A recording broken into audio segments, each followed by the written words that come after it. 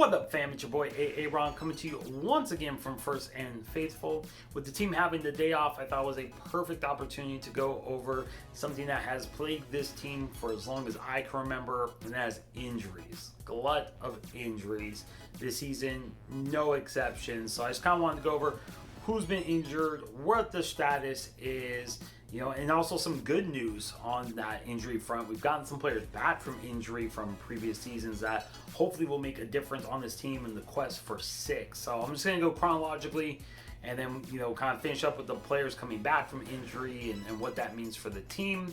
But let's start with Deebo Samuel. Obviously hurt his foot during the offseason training. Had surgery. Coach Shanahan this week said he might make it back in time for week 1, but he seriously doubted it.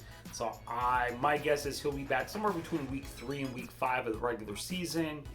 You have to remember this team is looking long term, right? The long game, Super Bowl, the championship, and if losing Deebo for a week or 2 or 3, is what helps them get there. That's a small price to pay to have them healthy for that run. Also, we have Eric Armstead has not practiced this week at all. Back soreness.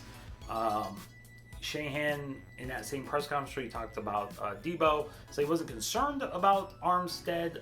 I am not, but they resume practice tomorrow. If you don't see Armstead out there, I'm going to be honest, I'm going to be kind of worried about it.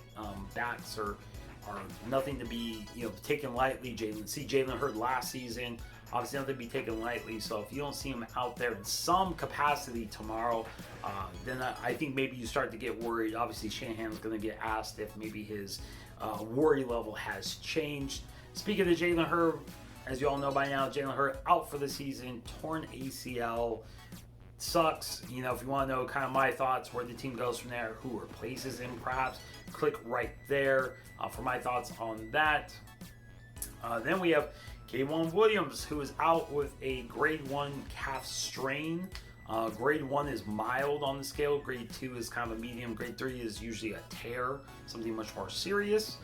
So the good news is it's a grade 1, it's mild. The bad news is it's a calf, which if you watch football all and know anything about injuries, notoriously fickle, can be easily retweaked. Kind of like hamstrings. Was out with D Ford last season. He was out for a couple weeks. The back hammy came back in the Saints game. I think he played like 2 series, right back out. Tweaked it, boom, done. So calves can be that same kind of injury. And unfortunately, this one is kind of big just because K1 is such a huge part, nickelback, slot defender, slot DB, and the depth behind him. There is no depth behind him, honestly. A lot of unknowns there. So if he retweaks it and he's out for multiple weeks of the regular season, that would be a huge blow. Kind of an underrated huge blow. He's not a name that kind of jumps out to you at first, apart as far as names that, people you don't want to see go down. But he is really up there, so something to keep an eye on. I assume they're going to really baby him as much as humanly possible. Make sure that calf is 100% going into the regular season. Weston Richberg still on the PUP list. He has said originally he hoped to be back in time for training camp. Latest reports are that it's not progressing as quickly as they had hoped. There is a very good chance he ends up on the regular season PUP list, which means he will not be able to suit up or practice for the first 6 weeks of the season. Then after that, the team has 5 weeks to either activate him or put him on the season-ending IR list. So that's something to watch. Why that is extra important is because his presumed backup, or the presumed backup and presumed starter while he is out, Ben Garland, went down yesterday with an ankle injury. There was no update given, severity of it, which is not good. I never like when, you don't get news right away. Like, it was just a tweak. It's not a big deal. Sprain, not a big deal. He'll be fine in a couple days. Kind of like the Jalen Hurd when he got hurt.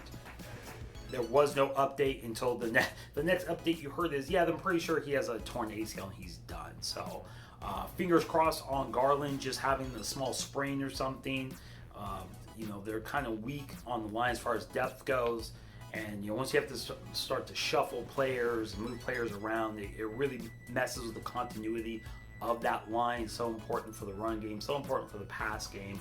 So, hopefully it's good, but if not, they may have to move Brunskill in at center.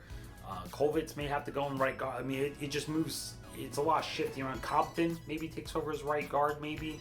It's going to be interesting to see. And now for some good news on the injury front.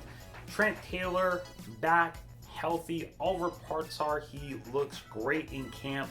He's already reestablished the connection he had with Jimmy Garoppolo.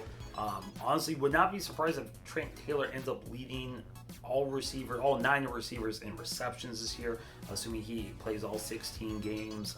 Him and Jimmy just have that connection, and saw kind of in New England, Tom Brady with his favorite receivers, Edelman and Wes Welker, they lock on and they just, especially those, short range passes that Jimmy loves so much.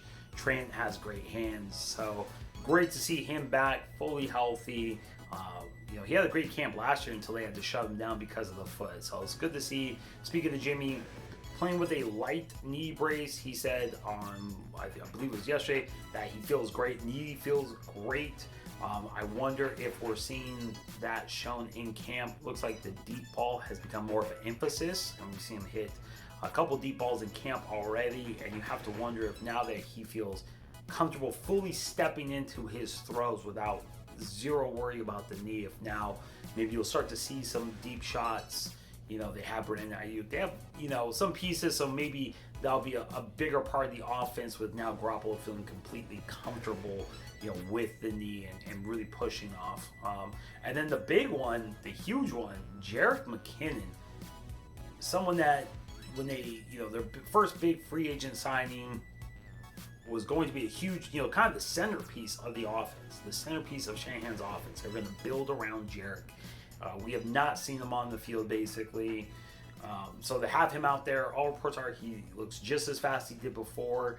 He, is catching the ball, and that's where his big, where he will benefit the team the most is out of the backfield catching passes. He played quarterback before, and Jimmy kind of alluded to that McKinnon sees the field like a quarterback, which allows him, when he's looking at the field, he sees it the same way Jimmy does. So when there's a soft zone or whatever it is, he finds where to fit, where to go, and he sees it like Jimmy. So huge advantage for Jimmy having a guy out there that he knows, hey, this guy sees exactly what I'm seeing when he goes out for a pass. And honestly, on the for those of you who play fantasy football, if McKinnon can make it through this, off or the preseason, healthy, training camp healthy, he is someone that I would definitely look at very late in your drafts. He could be a PPR monster, especially as a flex. Like I wouldn't put him as your RB1 or 2, but as a flex guy, the amount of passes I could see him getting, and just with his speed, his ability to break, take a 5-yard pass and take it 70, take it 80. Someone to definitely look at. I think just especially, like I said, PPR leagues, and he'll get some carries here and there as well, but definitely what he can do in the passing game could be a huge boom in terms of a flex option. So just something to keep in mind. Little advice from me to y'all. So that's it. Like I said, just wanted to go over the injuries. There's so many injuries every offseason and every season for the Niners. So I want to go over that, but also give some good news. We're losing some players, but we're getting some players back that I think will make a huge difference if they can stay on the field. Trent Taylor coming back is so huge. You saw what him and Jimmy were able to do with their short time together.